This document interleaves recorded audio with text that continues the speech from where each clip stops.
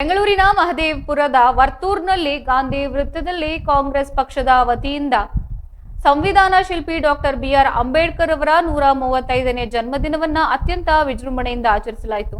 ಈ ಕಾರ್ಯಕ್ರಮದಲ್ಲಿ ಕಾಂಗ್ರೆಸ್ ಮುಖಂಡರು, ಕಾರ್ಯಕರ್ತರು ಹಾಗೂ ಅಭಿಮಾನಿಗಳು ಹೆಚ್ಚಿನ ಸಂಖ್ಯೆಯಲ್ಲಿ ಭಾಗವಹಿಸಿದ್ರು।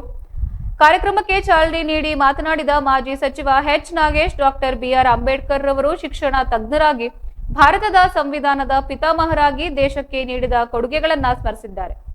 ಅಂಬೇಡ್ಕರ್ ಅವರು ವಿಶ್ವವಿದ್ಯಾಲಯಗಳಲ್ಲಿ ವ್ಯಾಸಂಗ ಮಾಡಿ ಶಿಕ್ಷಣ ಕ್ಷೇತ್ರಕ್ಕೆ ಮಹತ್ವದ ಕೊಡುಗೆ ನೀಡಿದ್ದಾರೆ ಎಂದಿದ್ದು, ಅಸಮಾನತೆ, ಅಸ್ಪೃಶ್ಯತೆಯ ವಿರುದ್ಧ ಹೋರಾಡಿ ಅವರು ಮಹಿಳೆಯರಿಗೆ ಸಮಾನ ಅವಕಾಶಗಳನ್ನು ಕಲ್ಪಿಸಿಕೊಡುವಲ್ಲಿ ಪ್ರಮುಖ ಪಾತ್ರ ವಹಿಸಿದ್ದಾರೆ ಎಂದು ನಾಗೇಶ್ ತಿಳಿಸಿದ್ದಾರೆ।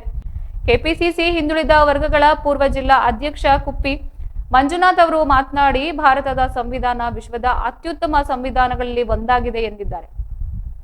ಇದು ಹಿಂದುಳಿದವರ, ದಲಿತರ ಮತ್ತು ಅಲ್ಪಸಂಖ್ಯಾತರ ಹಕ್ಕುಗಳನ್ನು ಸುರಕ್ಷಿಸುತ್ತೆ। ಭಾರತದ ಸಂವಿಧಾನವನ್ನ ಉಳಿಸುವುದು ಪ್ರತಿಯೊಬ್ಬ ಭಾರತೀಯನ ಜವಾಬ್ದಾರಿಯಾಗಿದೆ ಎಂದು ಕರೆ ನೀಡಿದ್ದಾರೆ। ಮಹದೇವಪುರ ಜಿಬಿಎ ಗ್ಯಾರಂಟಿ ಯೋಜನೆಗಳ ಅಧ್ಯಕ್ಷರಾದ ಸುರೇಶ್ ಮಾತನಾಡಿ, ಕೆಲವು ರಾಜಕೀಯ ಪಕ್ಷಗಳು ಸಂವಿಧಾನವನ್ನ ಬದಲಾಯಿಸಲು ಪ್ರಯತ್ನಿಸ್ತಾ ಇದೆ, ಆದರೆ ಕಾಂಗ್ರೆಸ್ ಪಕ್ಷವು ಸಂವಿಧಾನವನ್ನ ರಕ್ಷಿಸಲು ಹೋರಾಡ್ತಿದೆ ಎಂದು ಹೇಳಿದ್ದಾರೆ। ಕಾಂಗ್ರೆಸ್ ಪಕ್ಷವು ಸಂವಿಧಾನದ ಮೇಲೆ ನಂಬಿಕೆ ಇಟ್ಟಿದೆ ಮತ್ತು ಪ್ರತಿಯೊಬ್ಬರ ಶೈಕ್ಷಣಿಕ, ಸಾಮಾಜಿಕ ಮತ್ತು ಆರ್ಥಿಕ ಪ್ರಗತಿಯಲ್ಲಿ ಹೋರಾಡ್ತಾ ಸಂವಿಧಾನವನ್ನ ಯಾರಿಂದಲೂ ಬದಲಾಯಿಸಲು ಸಾಧ್ಯವಿಲ್ಲ ಎಂದು ಸ್ಪಷ್ಟಪಡಿಸಿದ್ದಾರೆ।